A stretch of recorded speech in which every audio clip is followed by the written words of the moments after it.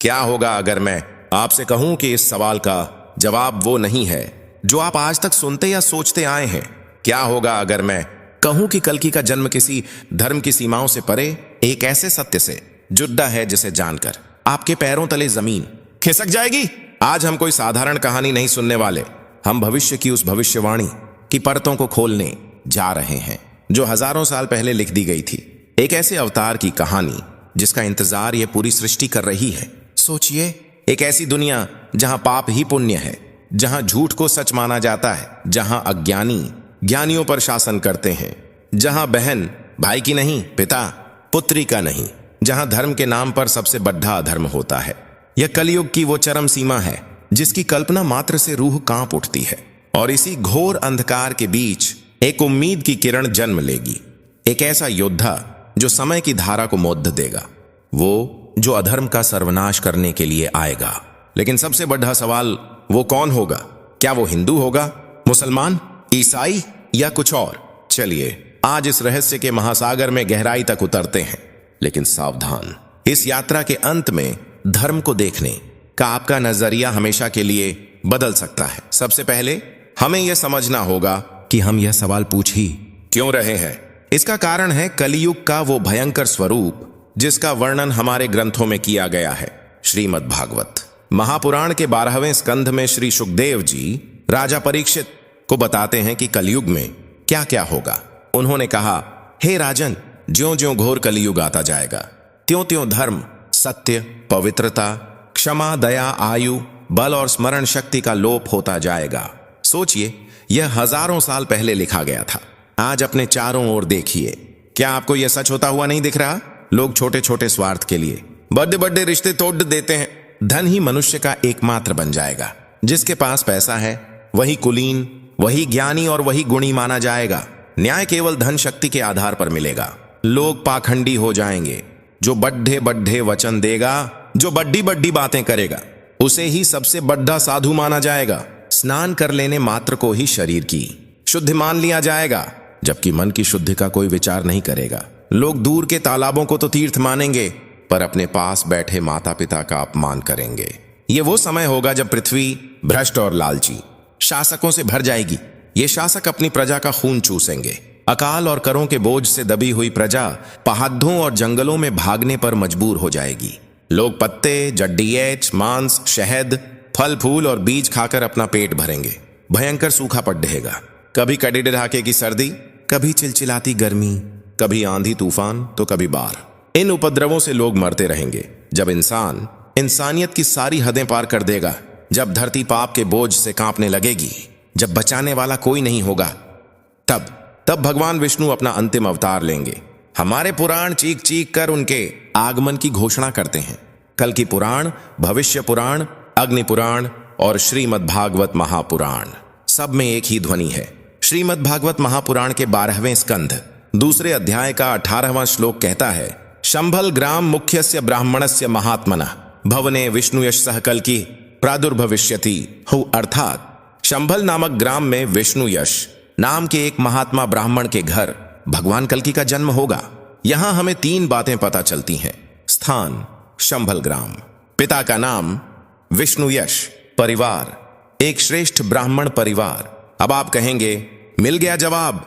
कल्कि एक ब्राह्मण परिवार में जन्म लेंगे, मतलब वो हिंदू धर्म में पैदा होंगे। अगर आपको लगता है कि जवाब इतना सीधा है तो आप गलती कर रहे हैं। यहीं से तो असली रहस्य शुरू होता है। ब्राह्मण का असली अर्थ क्या है? क्या ब्राह्मण का अर्थ सिर्फ एक जाति है या इसका कोई गहरा आध्यात्मिक अर्थ है? हमारे शास्त्र कहते हैं, जन्मना जायते शूद्र संस्कारात् द्विज उच्यते, वेद पाठात् भवेत् विप्र ब्रह्म जानाति इति ब्राह्मणः। अर्थात जन्म से सभी शूद्र होते हैं, संस्कारों से वे द्विज बनते हैं, वेदों के अध्ययन से वे विप्र कहलाते हैं, और जो ब्रह्म को यानी परम सत्य को जान लेता है वही ब्राह्मण है। तो जब पुराण कहते हैं कि कल्कि का जन्म एक श्रेष्ठ ब्राह्मण के घर होगा, तो इसका मतलब सिर्फ एक जाति विशेष नहीं है। इसका मतलब है कि उनका जन्म एक ऐसे घर में होगा जहां ब्रह्म ज्ञान होगा, जहां सत्य और धर्म का वास होगा। उनके पिता विष्णु यश का अर्थ है जिसका यश विष्णु के समान हो, और माता सुमति का अर्थ है उत्तम मति या बुद्धि वाली। यह नाम प्रतीकात्मक है। यह दर्शाते हैं कि कल्कि का अवतरण उस चेतना में होगा जो ईश्वर के प्रति समर्पित है और जिसकी बुद्धि शुद्ध है। तो पहला रहस्य यह खुला कि कल्कि का जन्म किसी जाति की पहचान से नहीं बल्कि एक आध्यात्मिक और गुणी परिवार की पहचान से जुड़ा है। लेकिन अब हम उस बड़े सवाल पर आते हैं जो सबको परेशान करता है, क्या वो हिंदू ही होंगे? इस सवाल की गहराई में उतरने से पहले हमें हिंदू और धर्म शब्द को समझना होगा। हिंदू शब्द बहुत बाद में प्रचलन में आया। यह सिंधु नदी के पार रहने वाले लोगों के लिए एक भौगोलिक पहचान थी। हमारे ग्रंथों में जिस धर्म की बात की गई है वह है सनातन धर्म। सनातन का अर्थ है जो शाश्वत है, जो हमेशा से था, हमेशा है और हमेशा रहेगा। सनातन धर्म किसी पैगंबर या किसी एक किताब पर आधारित नहीं है।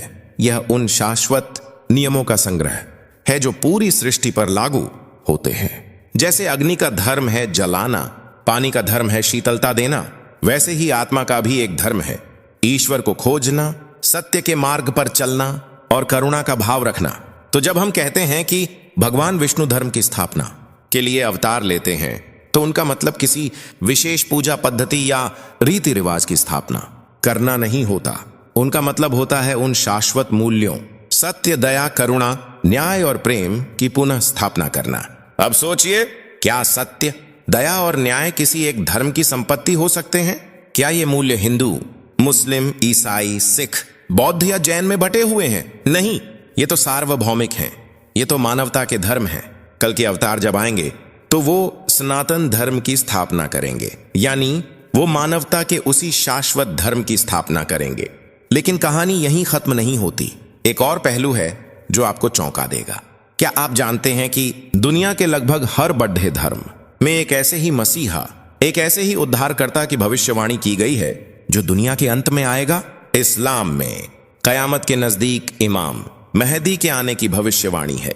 कहा जाता है कि वो आएंगे और दुनिया से जुल्म और अन्याय को मिटाकर इंसाफ और अमन कायम करेंगे। हदीसों में उनके बारे में विस्तार से बताया गया है। ईसाई धर्म में second coming of Jesus Christ की मान्यता है। बाइबल के अनुसार जीसस दोबारा पृथ्वी पर आएंगे, शैतान को हराएंगे और ईश्वर का राज्य स्थापित करेंगे। बौद्ध धर्म में मैत्रेय बुद्ध के आने की भविष्यवाणी है। माना जाता है कि जब दुनिया में बुद्ध के सिखाए हुए धर्म का लोप हो जाएगा तब मैत्रेय बुद्ध का जन्म होगा और वो लोगों को फिर से ज्ञान का मार्ग दिखाएंगे। पारसी धर्म में साओशियंत नामक उद्धारकर्ता का वर्णन है जो दुष्ट आत्मा अंगिरामैन्यो का नाश करके अच्छाई का राज्य स्थापित करेंगे। यहूदी धर्म में मसीहा के आगमन की प्रतीक्षा की जा रही है जो दुनिया में शांति और ईश्वरीय शासन लाएंगे। ये कितना अद्भुत और रहस्यमयी है। अलग अलग जगह, अलग अलग समय, अलग अलग संस्कृतियां, लेकिन कहानी लगभग एक जैसी है। एक उद्धारकर्ता आएगा जो अंधकार को मिटाकर प्रकाश लाएगा। तो क्या ये सब एक ही हैं? क्या कल की इमाम मेहदी, क्राइस्ट और मैत्रेय एक ही दिव्य शक्ति के अलग अलग नाम हैं? यह एक बहुत गहरा और संवेदनशील विषय है। हम यहाँ किसी भी धर्म की भावनाओं को ठेस पहुंचाने की कोशिश नहीं कर रहे, बल्कि उस सार्वभौमिक सत्य को समझने का प्रयास कर रहे हैं जिसकी ओर ये सभी भविष्यवाणियां इशारा कर रही हैं। शायद परम शक्ति जब भी अवतरित होती है तो वो उस देश, काल और परिस्थिति के अनुसार रूप धारण करती है ताकि वहां के लोग उसे समझ सकें और उससे जुड़ सकें। लेकिन जहां तक हमारे सनातन ग्रंथों का सवाल है, कल के अवतार का वर्णन अत्यंत स्पष्ट और विस्तृत है। उनके घोड़े देवदत्त का वर्णन है जो मन की गति से चलेगा। उनकी दिव्य तलवार का वर्णन है जो पापियों का काल बनेगी। उनके गुरु भगवान परशुराम होंगे जो उन्हें अस्त्र शस्त्र की शिक्षा देंगे। यह सब बताता है कि कल्कि की कहानी कोई साधारण कल्पना नहीं है बल्कि एक पूर्व निश्चित दिव्य योजना का हिस्सा है।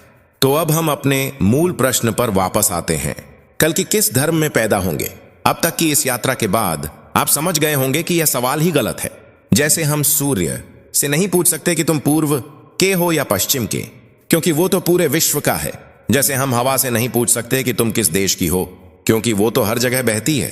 ठीक उसी तरह जो अवतार पूरी सृष्टि के कल्याण के लिए आ रहा हो, उसे हम किसी एक धर्म के संकरे दायरे में कैसे बांध सकते हैं? कल्कि का जन्म धर्म में होगा।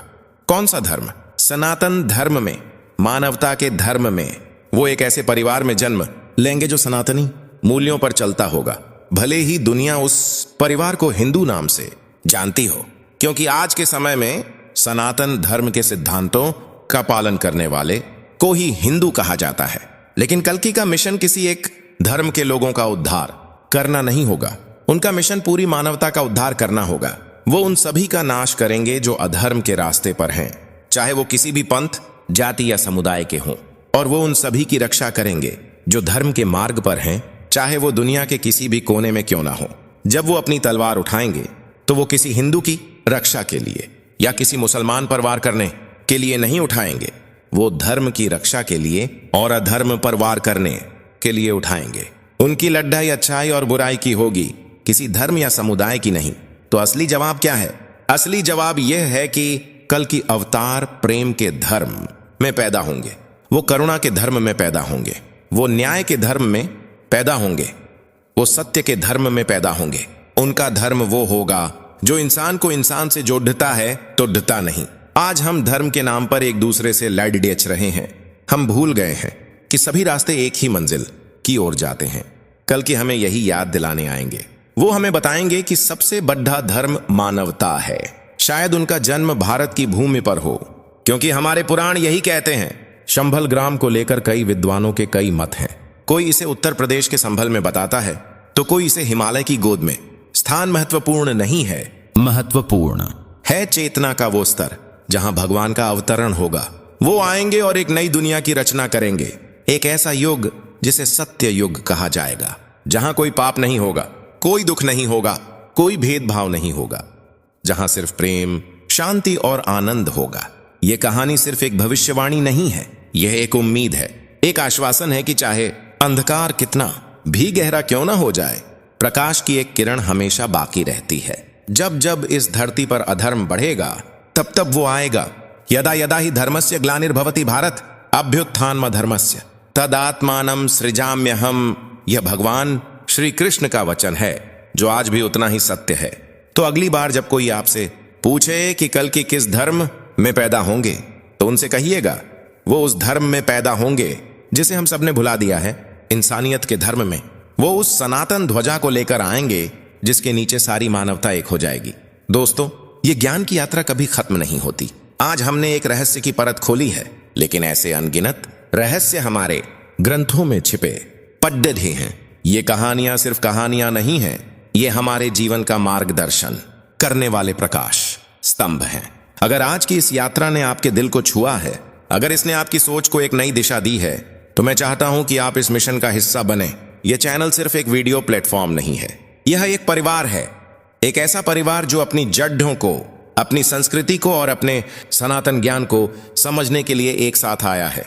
अगर आप इस परिवार का हिस्सा बनना चाहते हैं, तो सब्सक्राइब बटन को सिर्फ दबाइए मत, उसे अपनाइए, क्योंकि आपका हर एक सब्सक्रिप्शन हमें यह हिम्मत देता है कि हम ऐसे ही गहरे और अनछुए विषयों पर युवा के लिए वीडियो लाते रहें। अगर इस वीडियो ने आपको सोचने पर मजबूर किया, तो इस वीडियो पर एक लाइक जरूर कीजिएगा। आपका एक एक लाइक हमारे लिए एक ऊर्जा की तरह है, जो हमें रात रात भर जागकर आपके लिए रिसर्च करने की प्रेरणा देता है। और सबसे जरूरी बात, आपके मन में क्या विचार चल रहे हैं? क्या आप मानते हैं कि कल्कि का आगमन निकट है? इस विषय पर आपकी क्या राय है? नीचे कमेंट बॉक्स में अपने विचार हमसे साझा कीजिए। मैं हर एक कमेंट पढ़ता हूं, क्योंकि आपके विचारों से ही यह परिवार पूरा होता है। और अंत में, अगर आपको लगता है कि यह ज्ञान, यह संदेश और लोगों तक भी पहुंचना चाहिए, तो इस वीडियो को अपने दोस्तों और परिवार के साथ शेयर करना न भूलें। ज्ञान बांटने से बढ़ता है। आइए मिलकर इस ज्ञान के दीपक से हजारों और दीपक रोशन करें। जुड़ने के लिए आपका दिल से धन्यवाद। हम जल्द ही मिलेंगे एक और ऐसे ही रहस्यमयी और ज्ञानवर्धक सफर पर। तब तक धर्म के मार्ग पर चलते रहें।